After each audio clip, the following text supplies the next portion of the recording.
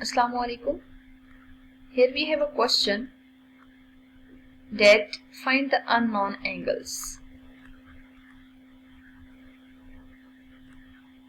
at unknown sides. ठीक है, और सिंपल हम लिख लेते हैं find the unknown for congruent triangles. ठीक है, और अब यहाँ पे आपको एक फिगर गिवन है और उस फिगर में अननोन गिवन है. ठीक है, उन अननोन्स की वैल्यूज फाइंड आउट करनी है और फिगर एज इट इज आपको गिवन होगी जिसमें आपने प्रॉपर वेरीफाई करना होगा. ठीक है, तो यहाँ पे बेसिकली आपको इस तरह की फिगर गिवन है. Here is A B C. ठीक है, और फिर यहाँ पे ना ऑलरेडी स्लैशेस भी मेंशन होंगे जो ये रिप्रेजेंट करिए कि ये साइड्स कॉन्ग्रुएंट है. यहाँ पे 5m-3 है. ठीक है, यहाँ पे D पॉइंट मौजूद है और जो मेजरमेंट है 2m+6 है. ठीक है, और ये जो एंगल C है ना, ये क्वेश्चन की स्टेटमेंट में ही आपको गिवन होगा 5x+5 के इक्वल है और ये वाला एंगल आपको 55 डिग्री के इक्वल गिवन है. ठीक है, नाउ आपने यहाँ पे ना m और जो x है इन दोनों की वैल्यू फाइंड आउट करनी है. सबसे पहले ना आप देखें कि एज गिवन आपको क्वेश्चन की स्टेटमेंट में गिवन है triangle ABD and triangle ADC both are congruent. ठीक है, अगर ये दोनों कॉन्ग्रुएंट है ना तो कंफर्म है ऑपोजिट साइड्स आर इक्वल. ठीक है, तो सबसे पहले हम यहाँ मेंशन कर लेते हैं अगर ये कॉन्ग्रुएंट है opposite sides of congruent triangles are congruent. ठीक है, अगर वो कॉन्ग्रुएंट है तो कंफर्म है आपको कि BD और DC कॉन्ग्रुएंट होंगे. ठीक है, बजाय इसके हम ऑपोजिट यहाँ लिखें. बेसिकली यहाँ पे दो ट्राइंगल्स है ना, हम कोरेस्पॉन्डिंग वर्ड लिख लेते हैं. ठीक है, corresponding sides of congruent triangles. अगर BD DC के इक्वल है तो BD की जगह BD की वैल्यू पुट कर दें और DC की जगह भी DC की वैल्यू पुट कर दें. आप देखें लीनियर इक्वेशन है एक, जिसको आपने सिंप्लीफाई करना है. वेरिएबल्स को सेपरेट करें, कॉन्स्टेंट्स को सेपरेट करें.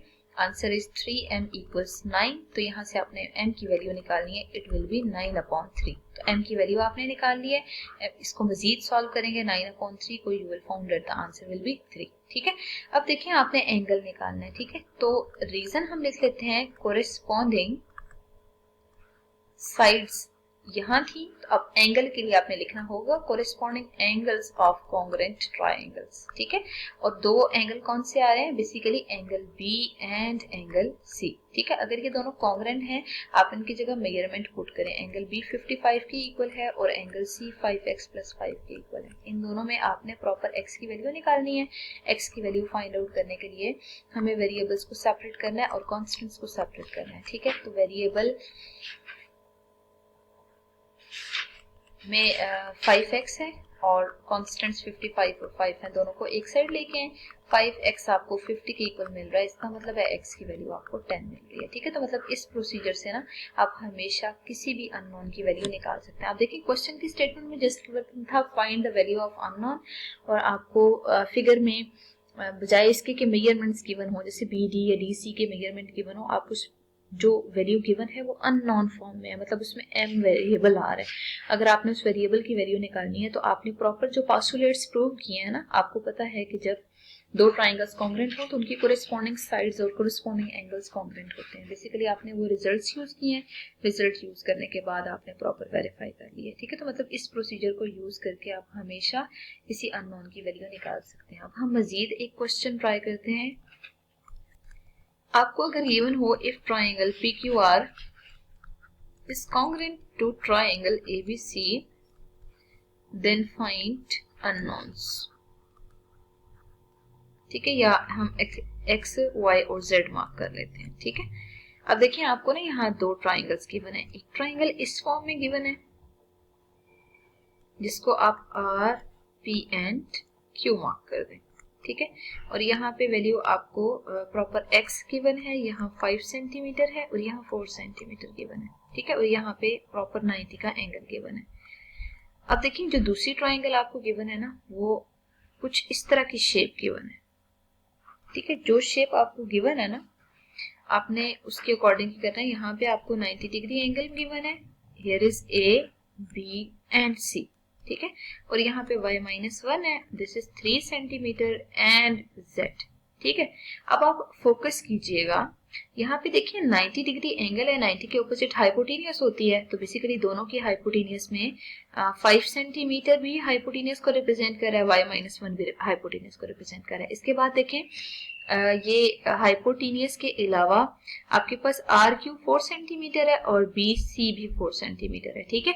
अच्छा देखें, सबसे पहले यहाँ पे अगर हमारे पास PQR कॉन्ग्रेंट है ट्राइंगल ABC के, गिवन है आपको, ठीक है, इसका मतलब ये है कि QP कॉन्ग्रेंट होने चाहिए AB के, ठीक है। इसके अलावा PR कॉन्ग्रेंट होना चाहिए AC के, और रिमेनिंग साइड कौन सी है, QR को कॉन्ग्रेंट होना चाहिए BC के, ठीक है। जरा इन्हीं रिजल्ट्स को हम यूज करते हैं, क्योंकि और इसकी रीजन क्या है, इन सब की रीजन ये है कि corresponding sides of congruent triangles, तो लिख लेते हैं corresponding sides of congruent triangle. अगर ट्राइंगल्स कॉन्ग्रेंट है ना तो उनकी कोरेस्पॉन्डिंग साइड्स कॉन्ग्रेंट होंगी। अब देखिए QP की वैल्यू क्या है, QP 5 सेंटीमीटर के इक्वल है और वो AB के इक्वल है। बेसिकली QP की वैल्यू x है, ठीक है, तो x की वैल्यू किसकी इक्वल है, बेसिकली 3 सेंटीमीटर के इक्वल है। तो आपने x की वैल्यू डायरेक्ट फाइंड आउट कर ली। अब आप देखें कि आपको यहां से आइडिया है कि PR और AC दोनों इक्वल हैं, ठीक है, तो PR 5 सेंटीमीटर है और ये y-1 है। इसी रिजल्ट को यहां से देखें तो y की वैल्यू 5+1 के इक्वल है। इट मीन्स y की वैल्यू आपने वेरीफाई कर ली कि वो 6 आ रही है, और 6 की मेजरमेंट क्या होगी, बेसिकली आपको आइडिया है कि मेजरमेंट सेंटीमीटर में है तो सेंटीमीटर साथ लगा दें, ठीक है। अब देखिए QR और BC इक्वल है ना, ये भी corresponding sides of congruent triangle है, तो QR की जगह हम वैल्यू पुट करें तो 4 आ रही है, और इसके अलावा BC की वैल्यू पुट करें तो BC Z के इक्वल है, ठीक है। तो बेसिकली इसको सॉल्व करने की जरूरत नहीं है, हमें डायरेक्ट ये रिजल्ट मिल रहा है कि BC Z के इक्वल है Z 4 सेंटीमीटर, तो यहाँ पे Z इक्वल्स 4 सेंटीमीटर बेशक लिखते हैं, ठीक है। अब देखिए अगर हम यहाँ कंपेयर करें ना, तो आपको क्वेश्चन के स्टेटमेंट में जस्ट ये गिवन था कि ये दोनों ट्राइंगल्स कॉन्ग्रेंट हैं, इसके अलावा आपको मजीद कुछ भी गिवन नहीं था, ठीक है। अगर आपके पास ये दोनों ट्राइंगल्स कॉन्ग्रेंट हैं तो उनकी कोरेस्पॉन्डिंग साइड्स कॉन्ग्रेंट होंगी। आपने ये वाला रिजल्ट यूज करके इनकी साइड्स को कंपेयर करके प्रॉपर जो वैल्यू आपको फिगर में गिवन थी आपने वो यूज किया। यूज करने के बाद अगर उसमें मजीद कुछ आपने सॉल्व करना है, सॉल्व करेंगे, सिंप्लीफिकेशन जितनी पॉसिबल हुई वो कीजिए, और जो अननोन x y z आ रहे हैं उनकी वैल्यू आप प्रॉपर फाइंड आउट कर लें। तो this was the procedure through which we can find the values of unknowns in any triangle by using the statements of theorems.